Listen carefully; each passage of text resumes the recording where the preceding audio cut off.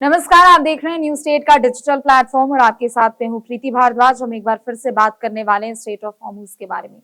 देखिए, हम सभी लोगों को पता है कि स्ट्रेट ऑफ हॉर्मुज पर जो पाबंदियां लगी हैं उसकी वजह से दूसरे जो देश हैं उनके एक्सपोर्ट इंपोर्ट पर कितना ज्यादा प्रभाव पड़ रहा है। हालांकि कुछ देशों के लिए यहाँ पर पाबंदियां जरूर है, जिसमें से यूएस, इजराइल, ये तमाम ऐसे देश है जिन पर पाबंदियां हैं, लेकिन इन सबके बावजूद कुछ ऐसे देश भी हैं जिनके जो शिप्स हैं वो वहां से आसानी से निकल रहे हैं और कारोबार पर कहीं ना कहीं कुछ हद तक प्रभाव भी पड़ रहा है। हमने ये भी देखा कि लगभग करोड़ों का टोल टैक्स भी वहां पर वसूला जा रहा है, जिसे लेकर राष्ट्रपति ट्रंप की भी ओर से यहाँ पर नाराजगी जाहिर की गई थी। उन्होंने कहा था कि इन सब चीजों का कोई फायदा नहीं है और ईरान के ऊपर हम और भी घातक तरीके से हमला करने वाले हैं। लेकिन बहरहाल, इन सब के बीच अगर भारत के परिप्रेक्ष्य में हम बात करते हैं तो भारत के जितने भी वहां से व्यापार हो रहे हैं, जितने भी भारत के शिप्स वहां से गुजर रहे, या तो वो किसी और दूसरे देश से भारत पहुंच रहे हो या फिर भारत से कहीं और पहुंच रहे हो, उन पर कुछ ऐसा खास असर देखने को नहीं मिला है। लेकिन बीते दिन जो हुआ उसे विदेश मंत्रालय की ओर से काफी ज्यादा उसकी निंदा की गई है। दरअसल देखिए, एक और कार्गो शिप पर हमला किया गया है और इसे लेकर विदेश मंत्रालय की ओर से इस पर काफी ज्यादा नाराजगी जाहिर की गई है। भारत के जिस जहाज पर हमला किया गया है उसका नाम है हाजी अली और इस जहाज पर ओमान के समुद्री तट पर हमला किया गया है और ड्रोन से ये हमला किया गया है। आप समझिए कि ये जो हाजी अली जो कार्गो शिप है एक तरीके का, दरअसल इसमें काफी ज्यादा माल लोड हो रखा था जो कि ओमान के समुद्री तट से वहां से गुजर रहा था, लेकिन अचानक से ड्रोन से हमला किया जाता है और पूरा का पूरा जो जहाज है वो पानी में डूब जाता है। ये अभी स्पष्ट नहीं हो पाया है कि हमला किसकी ओर से किया गया है।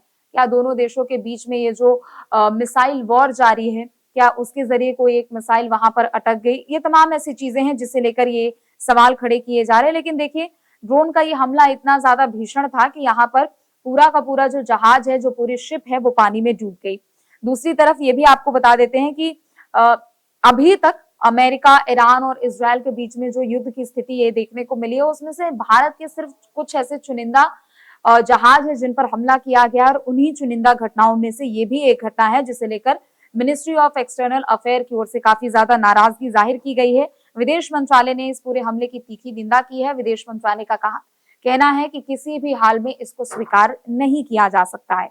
देखिए, जो रिपोर्ट सामने आई है उसके आधार पर अगर कर ली जाए तो यहाँ पर 14 लोग इस क्रू के लोग थे, 14 लोग थे जो कि इस शिप पर सवार थे और ओमान की नेवी की ओर से यह भी दावा किया गया है कि जैसे ही ड्रोन से हमला किया गया, जो पूरा का पूरा जहाज है, पूरी शिप है, वो पानी में समा गई थी। लेकिन जो 14 लोग एज अ क्रू मेंबर उसमें तैनात हो, उन सभी 14 लोगों को बचाया जा चुका है। देखिए, ये मालवाहक जहाज है, हाजी अली इसका नाम है और अगर इसके नाम के बारे में यहाँ पर जिक्र किया जाए तो MSV हाजी अली BTI 4092 ये शिप पर लिखा हुआ था, जो कि गुजरात के जो देवभूमि है, ये द्वारका का बताया जाता है, ये द्वारका के जिले का है।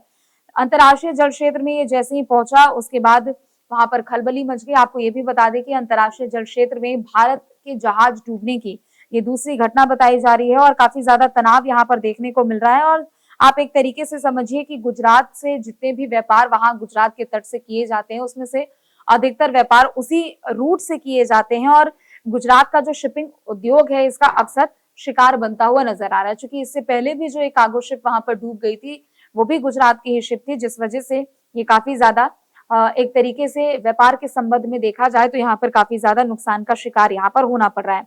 एक हफ्ता पहले ही ये एक घटना निकलकर सामने आई थी जिसमें अल्फैज नूर सुलेमानी 1, ये जो गुजरात का जहाज था इसका नाम था अल्फैज नूर सुलेमानी 1, जो कि हॉर्मुज स्ट्रेट में ईरान और अमेरिका के बीच जो गोलीबारी हुई थी उसके बीच उन गोलीबारी का ये शिकार हुआ था और फिर वो अंतर्राष्ट्रीय सीमा क्षेत्र में डूब गया था।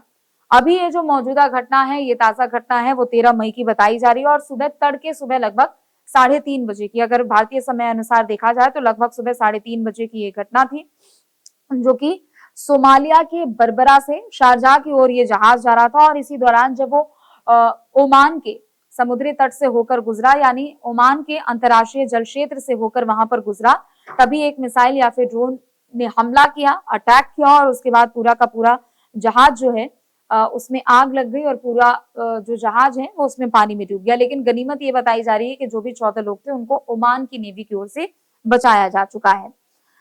जो 14 लोग उसमें सवार थे उन सभी लोगों ने टाइम सिग्नल का इस्तेमाल किया, लाइफ बोट्स की उन लोगों ने मदद ली और बताया ये भी जा रहा है कि एक दूसरे की मदद करके उन्होंने अपनी जान भी यहाँ पर बचाई है। और ओमान कोस्ट गार्ड की भी ओर से यहाँ पर तत्काल कार्रवाई की गई और जितने भी भारतीय नाविक थे उन सभी को सुरक्षित यहाँ पर बचा लिया गया है। ये जो हादसा हुआ है, ये जो अटैक किया गया है ड्रोन से, ये दरअसल ओमान के समुद्री तट में हुआ है और वो दीबा बंदरगाह पर किया गया है। यानी जो दीबा वहां पर पोर्ट है ओमान में, वहां पर ये घटना हुई है और इस बात की ये पुष्टि भी खुद ओमान की ही ओर से की गई थी कि यहाँ पर ऐसे ऐसे हमला हुआ है। लेकिन जितने भी भारतीय नाविक उसमें सवार थे, जितने भी भारतीय उसमें थे, उन सभी लोगों को यहाँ पर बचा लिया गया है। अब ओमान पुलिस इस बात की जांच कर रही है कि आखिर जहाज पर हमला किसने किया, क्योंकि सुबह 3:30 बजे का वक्त बताया जा रहा है। दोनों देशों की ओर से जो भी खाड़ी देश है जो कि लगातार ईरान पर हमला कर रहे हैं, अमेरिकी ठिकानों से जो हमला किया जा रहा है या फिर ईरान की भी ओर से जो जवाबी कार्रवाई यहाँ पर की जा रही है, दरअसल वो हमले उस वक्त नहीं हो रहे थे। तो इस बीच अब ये जांच का विषय भी है कि आखिर ये हमला किधर से किया गया है, आखिर किस ड्रोन से ये अटैक किया गया है। लेकिन इन सब के बीच जिन 14 नाविकों को, जिन 14 क्रू मेंबर्स को बचाया गया है, उनको भारत लाने की तैयारी भी यहाँ पर की जा रही है। इससे पहले भी मैंने आपको बताया कि स्ट्रेट ऑफ हॉर्मुज में जो संघर्ष यहाँ पर देखने को मिल रहा है, उसमें एक और जो भारत का जहाज था वो भी इस अटैक का शिकार हुआ था और वो भी वहां पर समुद्री तट में अंतर्राष्ट्रीय जल सीमा में वो डूब गया था। अल-फैज नूर सुलेमानी वन इसका नाम बताया जा रहा है, जो कि 8 मई को इस हादसे का शिकार हुआ था। लेकिन मिनिस्ट्री ऑफ एक्सटर्नल अफेयर की ओर से इस पूरे हमले की निंदा की गई है।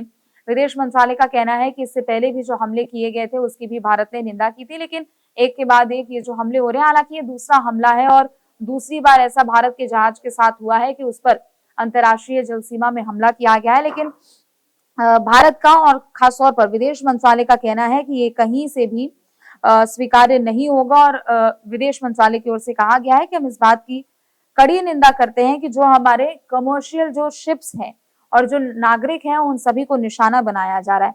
तो देखिए, एक स्टेटमेंट भी विदेश मंत्रालय की ओर से जारी किया गया है। जो विदेश मंत्रालय के प्रवक्ता है रणधीर जायसवाल, उन्होंने ट्वीट भी अपने एक्स प्लेटफॉर्म पर किया है। उन्होंने कहा कि चालक दल तो सुरक्षित बेशक है, लेकिन जिस तरीके से यह हमला किया गया है वो कहीं से भी स्वीकार्य नहीं है।